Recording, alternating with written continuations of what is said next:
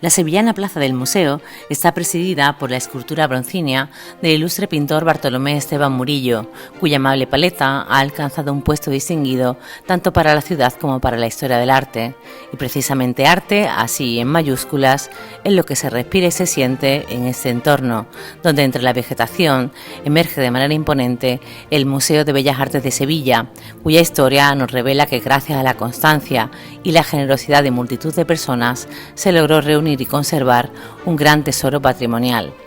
Todo comienza con las diversas desamortizaciones acaecidas en el siglo XIX, siendo la más conocida la de Mendizábal en 1835, donde se establecía la supresión de monasterios de órdenes monacales y militares, así como los conventos. Aunque en un primer momento las obras artísticas más valiosas iban a quedar bajo la tutela de los gobernadores civiles provinciales, con anterioridad precisamente el gobernador civil de Sevilla, José Musso y Valiente, solicitó a la reina María Cristina la creación de un museo para la ciudad con las obras provenientes de las diversas desamortizaciones, petición que le fue concedida por Real Decreto el 16 de septiembre de 1835, fecha en la que nace esta institución. Solo un mes después se configuraron sus órganos de gobierno, quienes solicitaron como sede el convento de San Pablo. Mientras tanto, los objetos artísticos que iban llegando fueron almacenados tanto en este convento como en el Hospital del Espíritu Santo. Pero la autorización en San Pablo fue provisional y ante la amenaza de las guerras carlistas, las órdenes fueron desalojar de manera inminente el edificio. Gracias a López Cepero y la ayuda del vecindario, la mayoría de las obras fueron trasladadas rápidamente a la catedral y al Colegio de San Miguel. Fue en ese momento cuando el San Jerónimo de Torrillano quedó en depósito en la Academia de Nobles Artes, el Cristo de la Clemencia de Martínez Montañez, en la catedral. El objetivo fue un almacenaje temporal mientras se resolvía el problema. No obstante, en el caso del crucificado montañesino, aunque retornó al museo y su titularidad sigue correspondiendo al mismo, se encuentra en depósito en la catedral desde 1845, momento en que López Cepero solicitó que permaneciera en la sede catedralicia, alegando un entorno más devocional dado el gran fervor que inspiraba. Desde entonces, solo ha sido expuesto en el museo, excepcionalmente como obra artística, con ocasión de la exposición dedicada al maestro de maestros. Pero la historia daría un giro. Tras un Real Decreto de mayo de 1837, se creó la denominada Comisión Científico-Artística, que supuso un impulso definitivo al museo. Y aparte de López Cepero, ya en la directiva anterior, se incorporaron entre otros el pintor Cabral Bejarano, quien según el propio Deán fue fundamental para el devenir de esta institución. Fue en esa segunda etapa cuando se solicitó como sede definitiva el convento de la Merced, instando al gobierno un presupuesto de 40.000 reales para la adecuación del edificio, así como para la restauración de las obras. Finalmente, esta solicitud fue concedida el 11 de octubre de 1838, pero como suele ocurrir, el gobierno, inmerso en infinidad de proyectos y gastos, no aportó lo necesario, por lo que se hubo de recurrir a diversas vías para la recaudación de tan elevada suma. Muchos fueron los recursos que se aportaron, pero principalmente habría que destacar la participación económica y desinteresada de multitud de sevillanos y la colaboración del Ayuntamiento y la Diputación, que unidos crearon una comisión con el fin de recolectar fondos. Esa suma de esfuerzos hicieron posible que el museo pudiera establecerse definitivamente en octubre de 1839 y que en noviembre pudiera satisfacerse la primera solicitud de un copista por parte del pintor Antonio Quesada. Meses después se aprobó el reglamento de funcionamiento, se publicó el catálogo y se decidió adecentar la iglesia y convertirla en la sala número 1 del museo.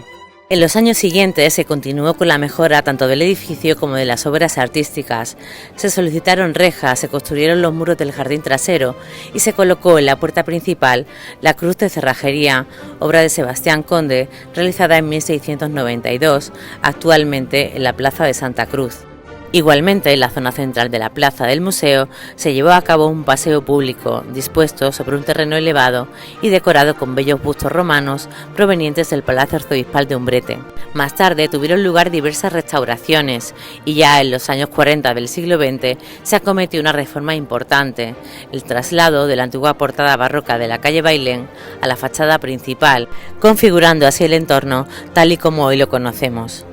En cuanto al interior, en un primer momento, cuando se abrió al público, solo eran visitables la iglesia, algunas de las salas en la primera planta y los corredores superiores, de tal manera que, teniendo en cuenta la ingente cantidad de obras que llegaron a reunir, las que se expusieron estaban dispuestas de forma abigarrada, como se aprecia en la visita del conde de Ibarra al museo de 1856.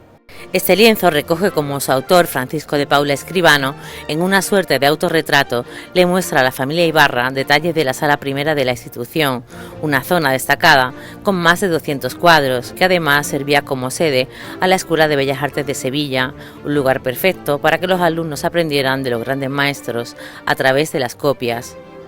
Con la misma museografía decimonónica y de reciente adquisición por el museo, se conserva Visita al Museo de Bellas Artes de Sevilla de 1876, donde se nos vuelve a mostrar la acumulación de obras pictóricas junto a San Bruno y Santo Domingo de Guzmán Penitente, ambas esculturas de Martínez Montañez. Llama la atención, tanto en esta obra como en la anterior, la sobresaliente presencia de obras pictóricas sobre las esculturas, y es que en el catálogo de 1840 se recogen un total de 4.168, frente a las esculturas que, aunque de gran calidad, representan un porcentaje ínfimo. De esta primera época se conserva a Santa Ana enseñando a leer a la Virgen, de Roelas, el magnífico retablo del convento de San Agustín, de Martín de Vos, o la mayoría de las obras de Murillo que se conservan en esta pinacoteca. No obstante, aparte de pinturas y esculturas, el convento también fue la sede del Museo Arqueológico, ya que en su decreto de creación de 1840 se consideró más ventajoso y económico que formara parte del provincial. Por ello, a lo largo de los años se fueron distribuyendo en los claustros de los patios y del vestíbulo los restos arqueológicos procedentes tanto de las excavaciones de Itálica como de la colección de Bruna que se encontraba en el Alcázar. Otro incremento de su fondo se produjo con la desamortización llevada a cabo en el sexenio liberal en 1868, pero será a finales del siglo cuando se inicie un nuevo fenómeno que transforme este espacio en un lugar más especial. Nos referimos a las donaciones. Una de las primeras fue la infanta María Luisa de Borbón, donando por vía testamentaria el retrato de Jorge Manuel del Greco, pero también fueron los propios pintores los que dotaron al Museo de Pintura Contemporánea. Tal es el caso de Alfonso Grosso, que cedió varias obras de José García Ramos y algunas propias, como el retrato de los patronos del museo, o José Arpa con algunos de sus paisajes. Pero no solo los pintores dejaron su huella, también sus esposas, como el magnífico legado de Lucía Monti, con obras de José Villegas Cordero, o María Roy, cediendo las de Gonzalo Bilbao. A todo ello habría que sumar diversas instituciones que estuvieron implicadas en el engrandecimiento del museo, como fue el caso del comercio sevillano, que en 1939 donó el mítico Sevilla en Fiestas de Gustavo Vacarisas. Y es que, aunque las desamortizaciones fueron la fuente primigenia del patrimonio de este museo, los fondos actuales se completan con las recientes adquisiciones y, fundamentalmente, con la multitud de donaciones que se siguen produciendo día tras día. La última, acontecida este mismo año, proviene de los familiares de Francisco López Cabrera, los cuales se desprendieron de 191 obras y que viene a completar las donaciones que ya había efectuado en vida tan generoso coleccionista. En definitiva, esta institución, que se acerca a sus 200 años, ha atravesado momentos convulsos y muchas dificultades, pero solo el conocimiento de su historia nos hace tomar conciencia de la importancia de la sociedad civil como motor y elemento clave para superar las adversidades y afrontar en un futuro inmediato la soñada ampliación de la pinacoteca en el Palacio Monsalves, acelerando un proceso que hoy día se antoja infinito. La historia pasada de nuestro museo nos enseña que se pueden vencer los obstáculos siempre que exista un compromiso sólido de la ciudadanía, que con su reacción y reivindicación constante contagie a las instituciones públicas y no permitir que la gran pinacoteca que Sevilla ofrece a España y al mundo caiga en el ostracismo, la indiferencia y el olvido.